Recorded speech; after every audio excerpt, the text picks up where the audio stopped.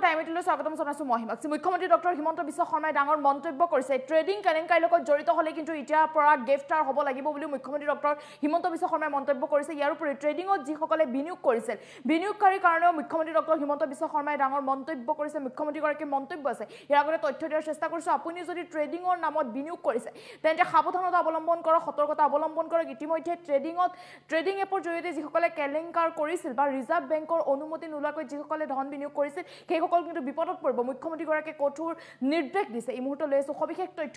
Trading কেলেংকাৰীৰ লগত জড়িত হলে কিন্তু এতিয়াৰ পৰা গ্ৰেফতাৰ হ'ব। ট্ৰেডিং কেলেংকাৰীত জড়িত কোনো লোক হাৰি নাযায়, মুখ্যমন্ত্ৰী ডক্টৰ হিমন্ত বিশ্ব শৰ্মাই মন্তব্য কৰিছে। ইতিমধ্যে তালিকা প্ৰস্তুত কৰা হৈছে কিমান লোক ট্ৰেডিং কেলেংকাৰীৰ লগত জড়িত। ৰিজাৰ্ভ বেংকৰ অনুমতি নোলোৱাকৈ বিত্তীয় লেনদেন কৰা সকল কিন্তু এতিয়া পৰিব জালত পৰিব।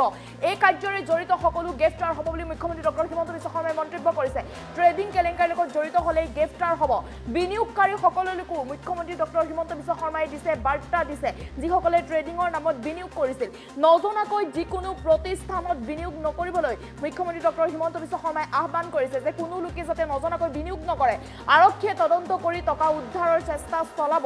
আৰক্ষীয়ে তদন্ত কৰিব এই সন্দৰ্ভত। ডিব্ৰুগড় ইস্কন মন্দিৰৰ ভূমি পূজন কৰি এই মন্তব্য কৰিছে মুখ্যমন্ত্ৰী ডক্টৰ হিমন্ত বিশ্ব শৰ্মাই। এই মন্তব্য কৰিছে যে ট্ৰেডিং কেলেংকাৰীত জড়িত কোনো লোক হাৰি নাযাব।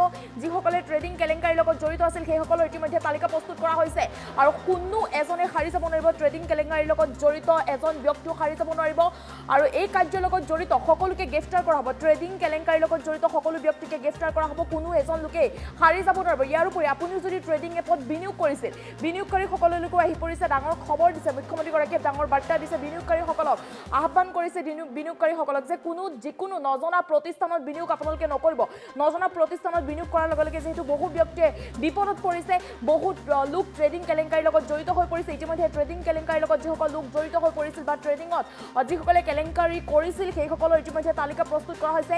এখন বৃহৎ তালিকা প্ৰস্তুত কৰা হৈছে আৰু সেই তালিকাৰ মতে সকলোকে গ্ৰেফতাৰ কৰা হ'ব। কোনো এজন লোক হাৰি যাব নোৱাৰিব। ট্ৰেডিং কেলেংকাৰীৰ নাম সাঙুৰ ফালে হাৰি যাব নোৱাৰিব কোনো এজন ব্যক্তি। ইয়াৰ উপৰি বিনিয়োগকাৰীসকলো কিন্তু সাৱধান হওক, সতৰ্কতা বিনিয়োগকাৰীসকলো অৱলম্বন কৰক। মুখ্যমন্ত্ৰী ডক্টৰ হিমন্ত বিশ্ব শৰ্মাই বিশেষ বাৰ্তা দিছে বিনিয়োগকাৰীসকলকো। ট্ৰেডিঙত বিনিয়োগকাৰীসকলক আপোনালোকে নজনাকৈ কোনো এটা প্ৰতিষ্ঠানত বিনিয়োগ নকৰিব, ধন বিনিয়োগ নকৰিব নজনাকৈ কোনো প্ৰতিষ্ঠানত। दिया है और हाँ अपना जो भी जिम्मेदारी है वो निभाने का कोशिश कर रहा हूँ। एक्शन शुरू हो गया है और हम ये पूरा जो स्कैम है ये स्कैम को हम उजागर करके रखेंगे। अभी तक शायद 30 से ऊपर लोग अरेस्ट हुआ। सर डिब्रूगढ़ में बहुत सारा चिकित्सक का नाम आ रहा है आसाम मेडिकल कॉलेज। देखिए मैं व्यक्तिगत होने नहीं चाहूँगा, वो मेरा काम नहीं है, ये तो आप लोगों का काम है। सर सोमवार एरेस्ट होৱাৰ পসিবিলিটি सबके যোন এইটো কাম কৰিছে উইদাউট ৰিজাৰ্ভ বেংক পাৰমিশ্যন সকলো এৰেষ্ট হ'ব। কোনো মই ব্যক্তিগত কোনোবা নাম ল'ব খোজা নাই, কিন্তু যোনে এই কাৰবাৰটোৰ লগত জড়িত আছিল আৰু ৰিজাৰ্ভ বেংকৰ অনুমতি নোহোৱাকৈ আমাৰ দেশত কোনেও বিত্তীয় লেনদেন কৰিব নোৱাৰে। তেওঁলোকে জানি বুজি চৰকাৰক নোসোধাকৈ কাৰো লগত কথা নপতাকৈ বিনিয়োগ কৰাটো ভুল হৈছে। ভৱিষ্যতে যাতে এনেকুৱা কোনেও বিনিয়োগ নকৰে তাৰ বাবে মই অনুৰোধ জনাম আৰু পুলিচে চেষ্টা কৰিব কাৰ পৰা কিমান টকা যদি উদ্ধাৰ কৰিব পাৰি। ব্যক্তিগত নকৰিব আৰু কাৰবাৰ। SIT ফৰ্ম কৰা কিবা SIT বুলি কথা নাই, CID কেছটো কৰি আছে, কৰি থাকিব। যদি আমাক কিবা স্পেচিয়েল মানুহৰ দৰকাৰ হয় তেতিয়া SIT হ'ব। গতিকে এইটো DGPয়ে সিদ্ধান্ত ল'ব। এইটো গোটেই অল অভাৰ ইণ্ডিয়াতে হয় আৰু আমি ভাৰত চৰকাৰকো আমি জনাইছো এনেকুৱা ঘটনা এটা চলি আছে।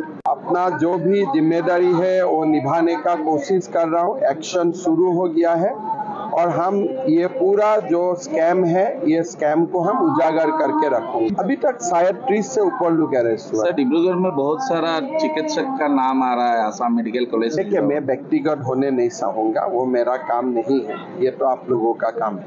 सर सोमवार एरेस्ट होৱাৰ পসিবিলিটি सबके যোন এইটো কাম কৰিছে উইদাউট ৰিজাৰ্ভ বেংক পাৰমিশ্যন সকলো এৰেষ্ট হ'ব।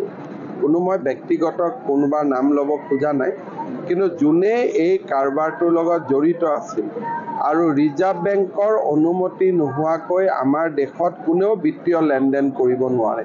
তেওঁলোকে জানি বুজি চৰকাৰক নোসোধাকৈ কাৰো লগত কথা নপতাকৈ বিনিয়োগ কৰাটো ভুল হৈছে। ভৱিষ্যতে যাতে এনেকুৱা কোনেও বিনিয়োগ নকৰে তাৰ বাবে মই অনুৰোধ জনাম আৰু পুলিচে চেষ্টা কৰিব কাৰ পৰা কিমান টকা যদি উদ্ধাৰ কৰিব পাৰি, ব্যক্তিগত নকৰিব। আৰু স্যাৰ এসআইটি ফৰ্ম কৰা কিবা চান্স SIT বুলি কথা নাই, CID কেছটো কৰি আছে, কৰি থাকিব। যদি আমাক কিবা স্পেচিয়েল মানুহৰ দৰকাৰ হয় তেতিয়া SIT হ'ব। গতিকে এইটো DGPয়ে সিদ্ধান্ত ল'ব। এইটো গোটেই অল অভাৰ ইণ্ডিয়াতে হয় আৰু আমি ভাৰত চৰকাৰকো আমি জনাইছো এনেকুৱা ঘটনা এটা চলি আছে।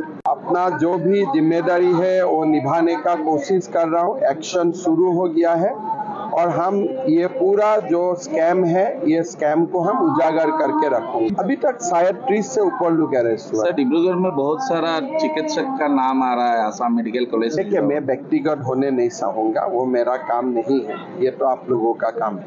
सर सोमवार एरेस्ट होৱাৰ পসিবিলিটি সবকে যোন এইটো কাম কৰিছে উইদাউট ৰিজাৰ্ভ বেংক পাৰ্মিশ্যন সকলো এৰেষ্ট হ'ব। কোনো মই ব্যক্তিগত কোনোবা নাম ল'ব খোজা নাই, কিন্তু যোনে এই কাৰবাৰটোৰ লগত জড়িত আছিল আৰু ৰিজাৰ্ভ বেংকৰ অনুমতি নোহোৱাকৈ আমাৰ দেশত কোনেও বিত্তীয় লেনদেন কৰিব নোৱাৰে।